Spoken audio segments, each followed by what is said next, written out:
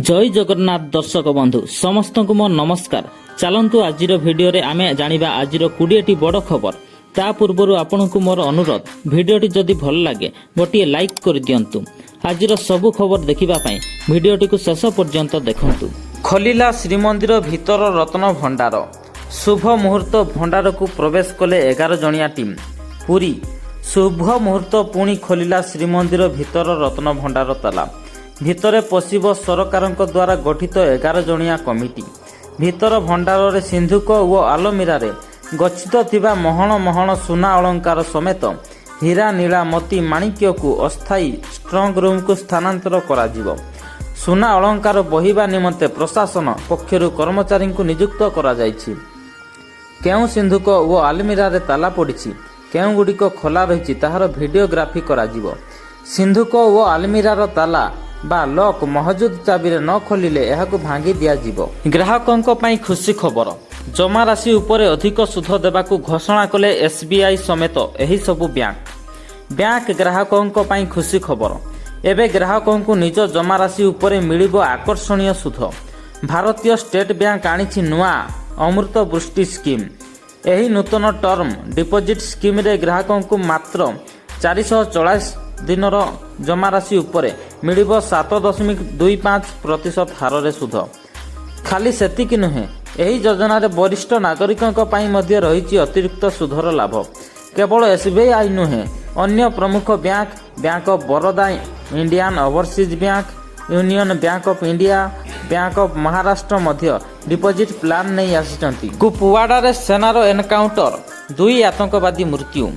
जम्मू काश्मीर कुपवाड़ा ठारे आतंकवादी एवं भारतीय सुरक्षा बाहिनी मध्य होइथिबा एनकाउंटर रे 2 आतंकवादी निहत होइछंती।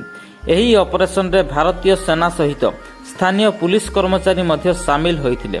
कुपवाड़ार किरण सेक्टर सीमा रे 2 आतंकवादी अनुप्रवेश करने को चेष्टा करथिले। सेना उभय आतंकवादी को हत्या करछि एवं अनुप्रवेश उद्यम को विफल करछि। 11% बढ़ी पारे खाद्य सब्सिडी बिल। 2.25 लाख कोटी खर्च करिपारे केंद्र। चलित आर्थिक वर्ष भारत सरकार खाद्य सब्सिडी रे 2.25 लाख कोटी टंका व्यय करिपारंती। सरकारी सूत्ररु एहा जणा पड़िछि।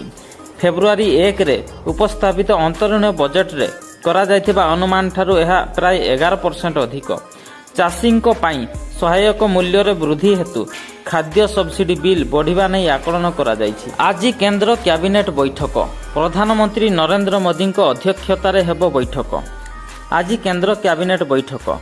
मोदी सरकार तृतीय पाड़ीर प्रथम पूर्णांग बजेट पूर्वर आज बसिपारे केंद्र कैबिनेट गुरुत्वपूर्ण बैठक।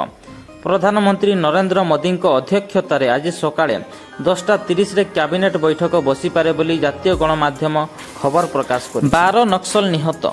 महाराष्ट्रर नक्सल प्रभावित गड़चिरोली पुलिस को बड़ सफलता मिली। पुलिसर एनकाउंटर रे 12 नक्सल निहत होइथिबा जणा पड़िछि। नक्सल एवं पुलिस मध्य प्राय 6 घंटा धरी गुली विनिमय होइथिला। किछि नक्सल घटनास्थल चंपट मारिछंती। सेपटे एथिरे 2 जण पुलिस अधिकारी आहत होइथिबा सूचना मिली। यूपीर गोंडारे ट्रेन दुर्घटना। यूपीर गोंडारे डिब्रुगढ़ एक्सप्रेस रो अनेक बगी लाइनच्युत, 4 मृत, अनेक आहत। उत्तर प्रदेश रो गोंडारे ट्रेन दुर्घटना घटिछि। गुरुवार द्विपहर रे एही ट्रेन दुर्घटना घटिथिबा सूचना मिली। चंडीगढ़ रु आसाम जाउथिबा डिब्रुगढ़ एक्सप्रेस रो 10टी बगी लाइनच्युत होइछि।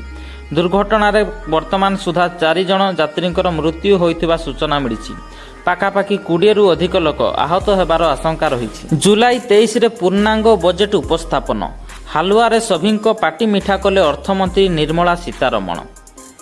जुलाई 23 रे उपस्थापन हेबाकु जाउछि पूर्णांग बजेट 2024-25। एही क्रम रे मंगलवार बजेट रो एक परंपरा भाबे हालुआ सेरिमनी आयोजित होइछि। प्रति वर्ष बजेट पूर्वरु एहा आयोजित होइथाय।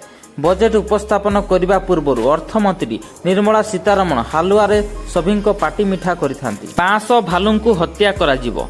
ए केमितिका न्याय? जणे व्यक्तिर हत्या बदल रे 500 भालुंकु हत्या निर्देश। चलित वर्ष पाखापाखि 500 भालुंकु मारिबाकु रोमानियार संसद मंजूरी प्रदान करिछि। प्रकृत कथा हैला एही देश रे एक भालु आक्रमण रे जणे पथचारींक मृत्यु उपरे उत्त्यक्त लोक होई उठिथिले ଏହାକୁ ନେଇ ଆକ୍ସନ ନେବାକୁ ସରକାର ଉପରେ ଚାପ ପକାଉଥିଲେ।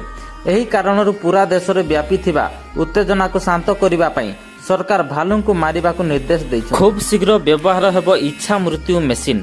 ବଟନ୍ ଦବାଇଲେ ଚାଲିଯିବ ଜୀବନ। ଜାଣନ୍ତୁ ସମ୍ପୂର୍ଣ୍ଣ ପ୍ରକ୍ରିୟା। ସୁଇଜରଲ୍ୟାଣ୍ଡରେ ପ୍ରଥମ ଥର ପାଇଁ ଇଚ୍ଛା ମୃତ୍ୟୁ ଚାହୁଁଥିବା ଲୋକଙ୍କ ପାଇଁ ଏକ ବଡ଼ ତଥା ଗୁରୁତ୍ୱପୂର୍ଣ୍ଣ ପଦକ୍ଷେପ ନିଆଯାଇଛି। ଲୋକଙ୍କ ଇଚ୍ଛା ମୃତ୍ୟୁ ପାଇଁ ଏଠାରେ ସ୍ଥାନାନ୍ତର କରି ହେଉଥିବା ଏକ ମେସିନ୍ ତିଆରି କରାଯାଇଛି, ଯେଉଁଥିରେ କୌଣସି ଡାକ୍ତରୀ ତଦାରଖ ବିନା ମୃତ୍ୟୁ ହୋଇପାରିବ। ସରକ କ୍ୟାପସୁଲ ନାମକ ଏହି ମେସିନ୍ 2019ରେ ତିଆରି କରାଯାଇଛି। କଠୋର ହେଲେ ମୋହନ ସରକାର। ଝାରସୁଗୁଡ଼ାରେ ବୁଲିଲା ବୁଲଡୋଜର। ଝାରସୁଗୁଡ଼ା ବନ୍ଦ ବାହାର ଚାଲିଲା ମୋହନ ସରକାରଙ୍କର ପ୍ରଥମ ବୁଲଡୋଜର। ଅପରାଧୀ ମାମଲାରେ ଜଡ଼ିତ ଥିବା ଏମ୍ଡି ସୋନୁ ଜବରଦଖଲ କରିଥିବା ବନ୍ଧବାହାଲ ସ୍ଥିତ ଥିବା ମାଂସ ଦୋକାନ, ଗ୍ୟାରେଜ ଓ ରାସନ ଦୋକାନ ଆଦିରେ ବୁଲଡୋଜର ଚଢ଼ାଇ ଜବରଦଖଲ ଉଚ୍ଛେଦ କରାଯାଇଛି। ଆଗାମୀ ଦିନରେ ଖଡାମ ଏବଂ ସରଣ୍ଡାମାଲ ମୌଜରେ ଜବରଦଖଲ ଉଚ୍ଛେଦ କରାଯିବ। ସମ୍ବଲପୁରରେ ମାତିଛନ୍ତି ହାତୀପଲ। ଅଭିଯୋଗ ସତ୍ତ୍ୱେ ନିଆଯାଉନି ପଦକ୍ଷେପ। ପଡ଼ିଆବାହାଲ ବନାଞ୍ଚଳରେ ହାତୀପଲଙ୍କ ଉତ୍ପାତ। ପାଣି ପିଇବାକୁ ଆସି ପରିବା ଚାଷ ନଷ୍ଟ କରୁଛନ୍ତି 3ଟି ହାତୀ। କାର୍ଯ୍ୟାନୁଷ୍ଠାନ ନ ନେଇ ବସିଛି ବନ ବିଭାଗ, ଅଭିଯୋଗ କରିଛନ୍ତି ଗ୍ରାମବାସୀ।